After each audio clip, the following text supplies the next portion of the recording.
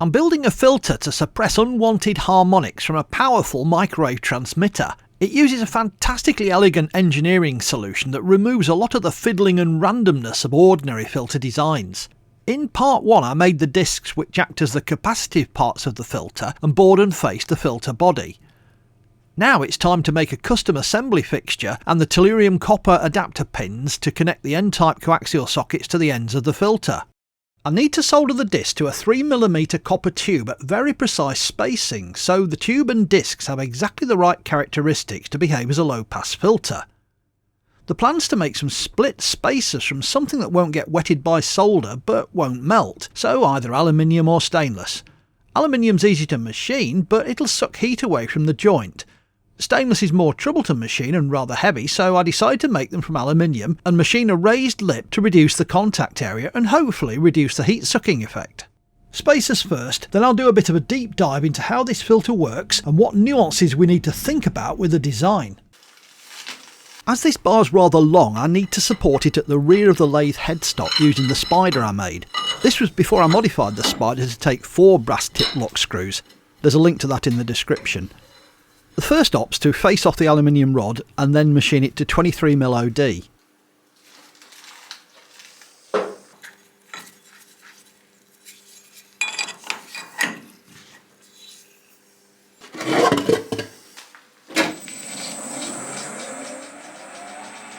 I know I could use an indicator to align the bar in the spider, but a marker pen works fine to get the thing reasonably concentric.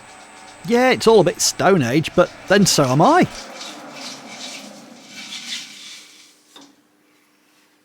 The process is the same as for a chuck with independent jaws.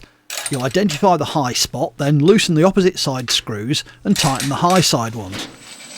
With 3 screws, it's half a turn on each of the 2 screws for each whole turn of the screw opposite. That's a result of trigonometry.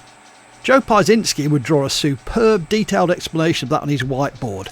I don't have a whiteboard and I'm rubbish at drawing. So here's a bit of round bar in the spider. I loosen the top screw 1mm. Now I raise the bar 1mm. As I just want it to go vertically up, I need to tighten the other screws by exactly 0.5mm. Moving the bar other than along the axis of one of the screws is not exactly intuitive, but this was really designed to hold hex bar, and the complexity is why I converted the spider for 3 or 4 screw operation.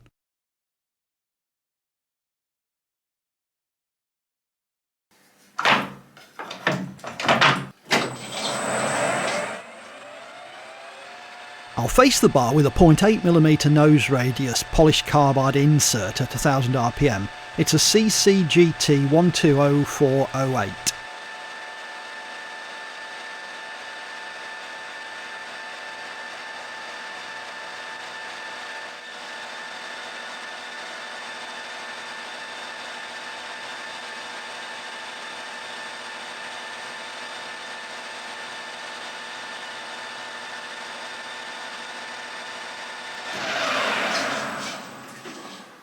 The OD is not a critical dimension, but I'll take the opportunity to set the DRO to match the measured diameter.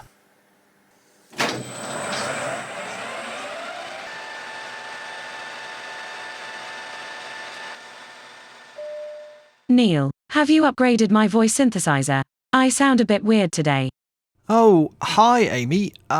Google have messed about with the standard voices, so I've upgraded you to the Google Cloud Text-to-Speech API. Now you can pronounce anything phonetically, and I've got a REST interface with JSON directives and lots of extra expressiveness controls. It's rather cool. Nerds. Yuck.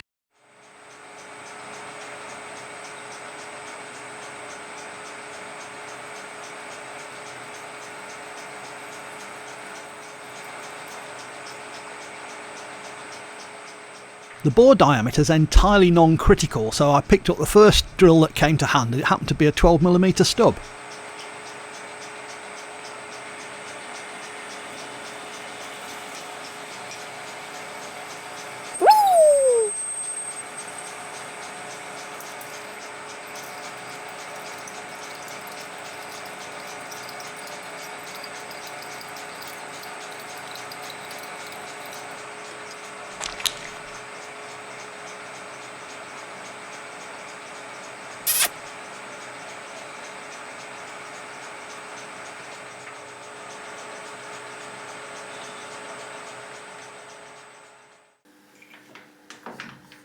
Another non-critical measurement now. I've lined up the right edge of this 2mm parting tool roughly at the reference face and then moved in by 0.5 mm more than the finished dimension.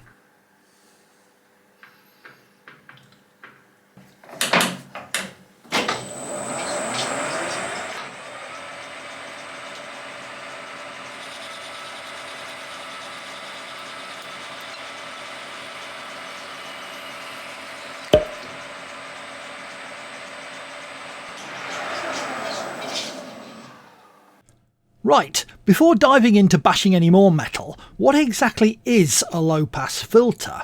What do they normally look like, and why is this one so radically different? A perfect low-pass filter should allow the wanted frequency through without any loss of power, but it should stop anything more than, say, 10% higher in frequency from passing. Such a filter isn't quite feasible in reality, but we can design something reasonably close using real components. To get an idea what's needed, here's a signal with some unwanted harmonics caused by imperfections in an amplifier.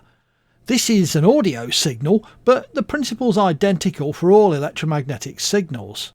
This is what goes into the amplifier, a nice pure tone. It looks like a perfect sine wave.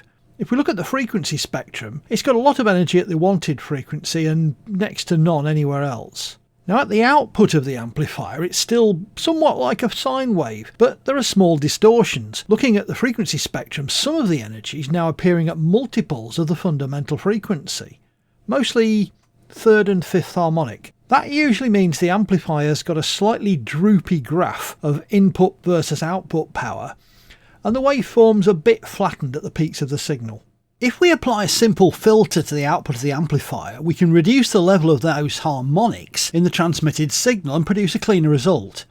We should be aiming to keep the unwanted transmissions to around 1/1,000,000th of the power in the fundamental. A receiver working at the third harmonic of my frequency, 25 km away, might have a free space path loss of about 130 dB from my station. If my system's sending out 400 watts and there's a harmonic 30 dB down on that, I'm sending 400 milliwatts, that's 26 dBm, of unwanted signal. They'll receive a nuisance signal from me that's about minus 104 dBm. With antenna gain at their end, that's a pretty considerable signal. If my filter can drop that another 50 dB, I'll only be sending 4 microwatts, and it should be well below the thermal noise of their system.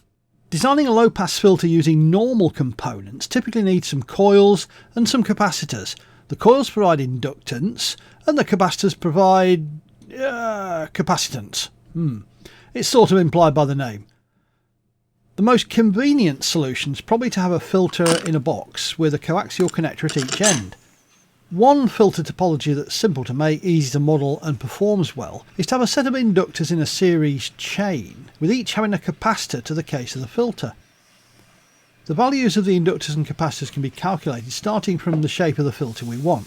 In this case, I want low loss at a specific, very narrow range of frequencies around 1296 MHz.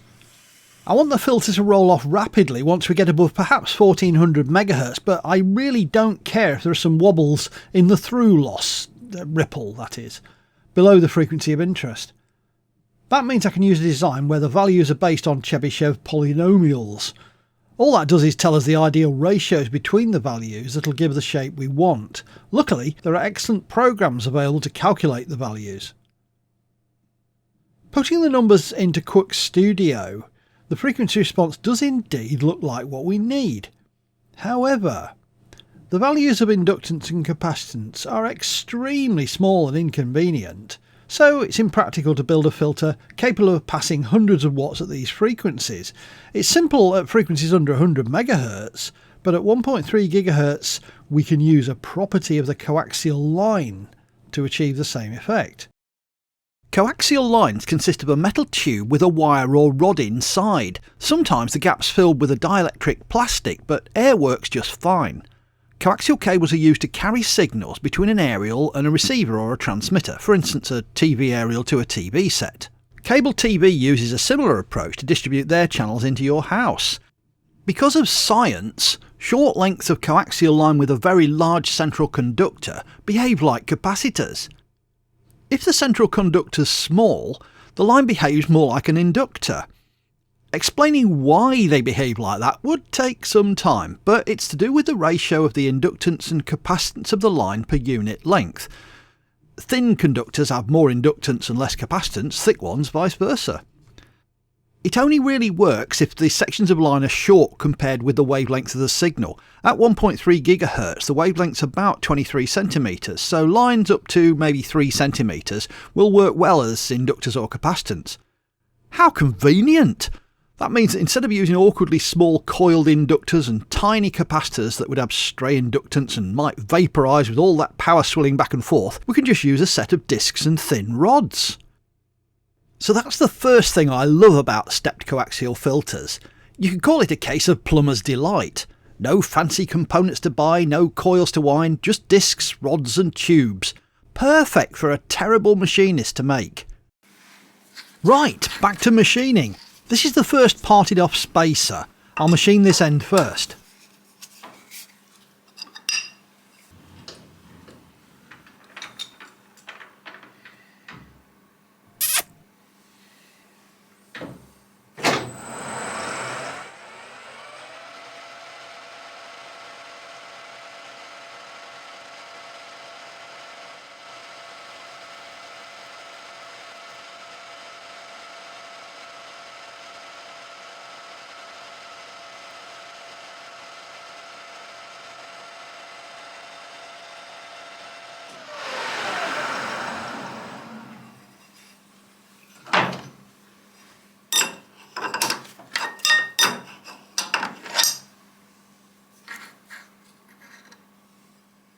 Off camera I've checked the length so I know how much more to take off. Off camera is nerd speak for Neil forgot to press record.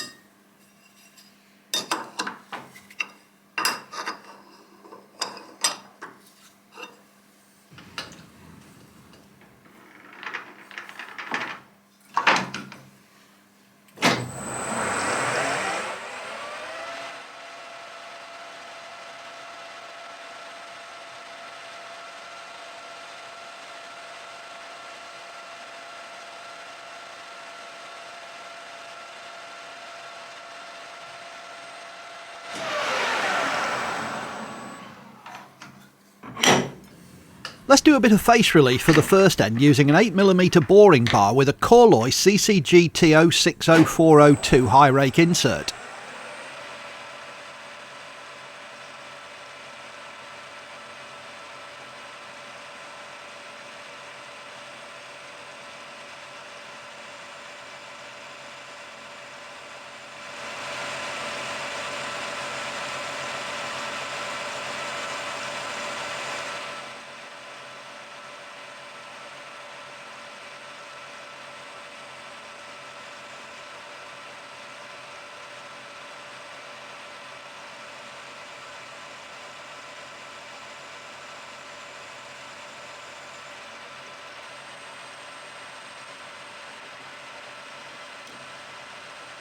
A light chamfer and a debo with a Noga tool and that end's finished.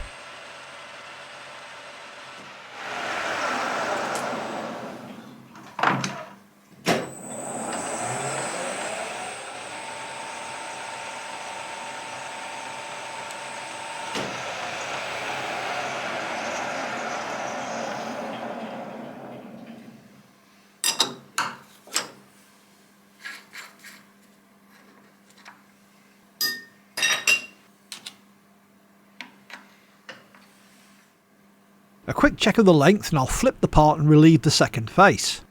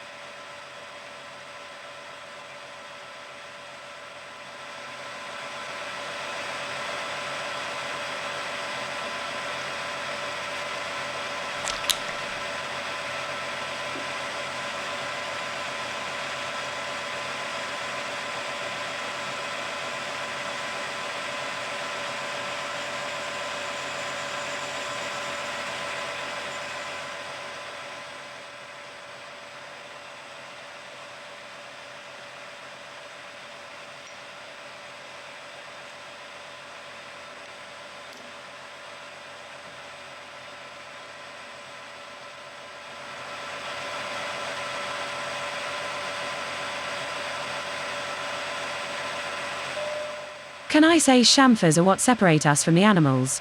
No.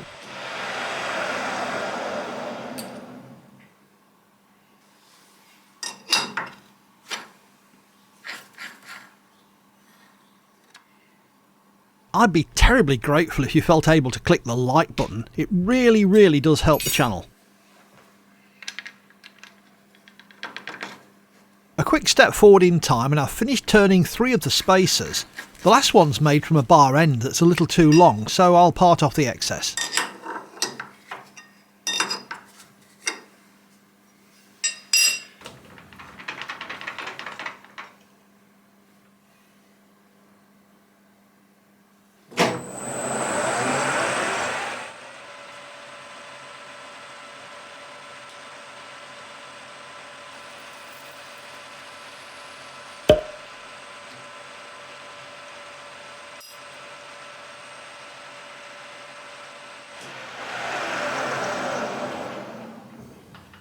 The final operation on the spacers is to mill the slots.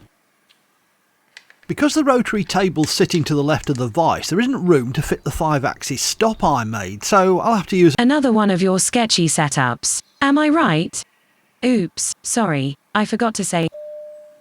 So rude. What I was about to say was that I'll have to use a clamp and block to position the spacers for milling the slots. Then I'll have to wrestle the block out and use my old school edge finder and the half function on my DRO to put the spindle at the centre of the spacer. I'd prefer to define it as a bit rubbish rather than sketchy.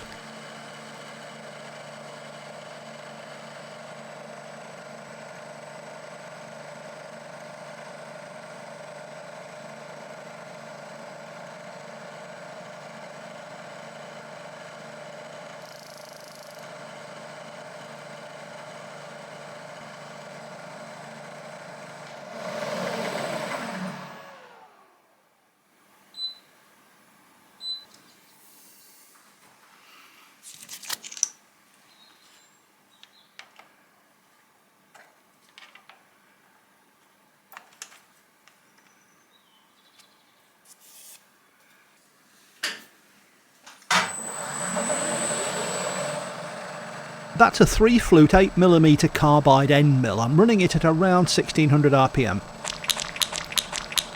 I should be running it a lot faster, but this workpiece, once it's opened up into a U-shape, resonates like a tuning fork, and you get terrible chatter if you run it more than 3000 RPM, which is all this poor old Bridgeport can handle anyway.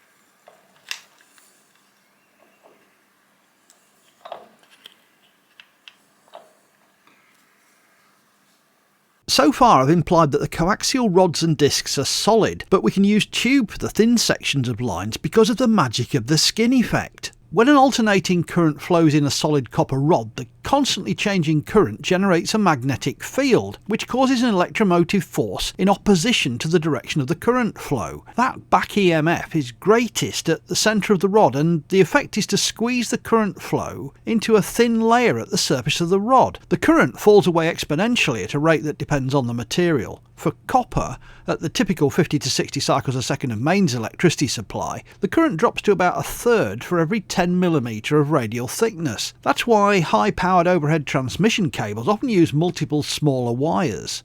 At 1.3 GHz, the skin depth in copper is 2 micrometers, less than a 10,000th of an inch. 99.8% of the current flows in a layer 12 micrometers deep. The drawn 3mm seamless copper steam tube used by model makers has a wall thickness of around 300 micrometers, so it's just as good a conductor as solid rod at this frequency. This tube's convenient as well. As it's hollow, I can machine end adapters to fit any chosen connector type without having to machine the centre conductor itself. Surface finish in microwave machining is important when all the current's in the outermost micrometer of the part you're making, so any surface imperfections mean the current has to wiggle around, and that causes scattering and loss. Mirror finishes are good for millimetre wave efficiency, as well as looking very pretty. So that's the second reason I love this type of coaxial low-pass filter. I can polish them and indulge my need to make things shiny with complete justification. Right, it's time for a jig. Or is it a fixture? Who cares? A 1, a 2, a 1, 2, 3, 4.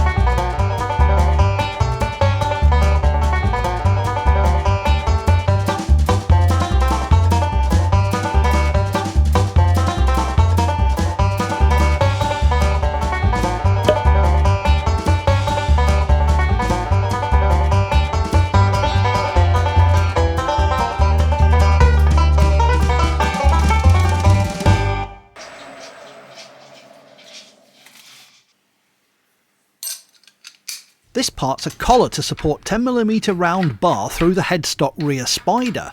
Small material being used for serial operations just needs supporting, it doesn't need clamping in the spider. To avoid the danger of whipping accidents, I don't leave more than 30 times the diameter unsupported beyond the spider.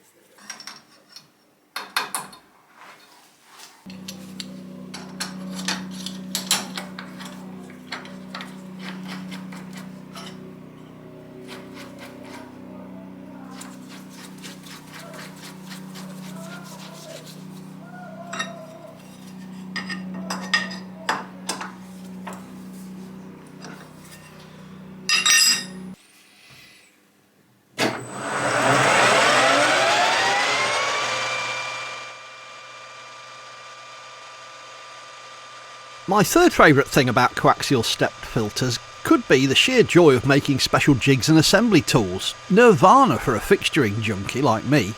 However, the winner is the direct link between physics and machining.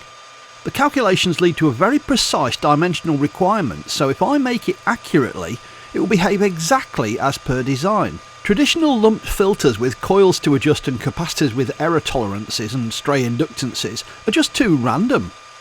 Coaxial filters scratch my precision machining itch so satisfactorily.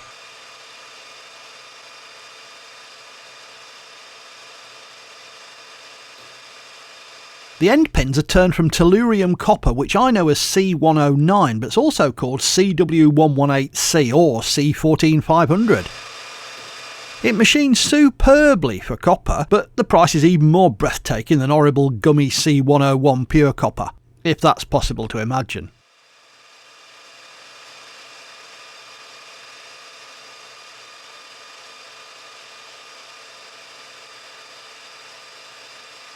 This clip looks like it's sped up, but it isn't.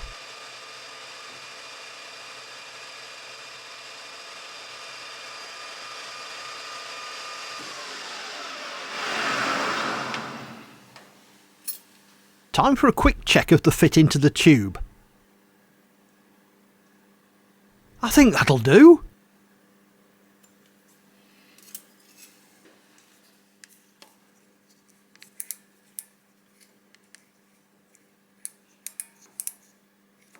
The next operation needs a fixture to hold the finished end of those tiny pins so I can machine the other end to fit the N-type sockets. Next I'll make another fixture to help drill the radial holes in the discs and machine the PTFE insulator pips. Then make another fixture to support the end of the rod at the right spacing to the first disc, solder that to the rod and use the 3 precision spacers to help solder the other 3 discs.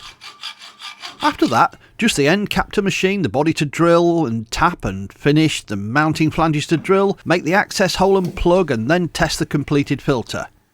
Well, actually 9 of them. Link to the first video is in the description. The next episode will be up there when I finish it. YouTube thinks you might like that one as well. Thanks so much for watching.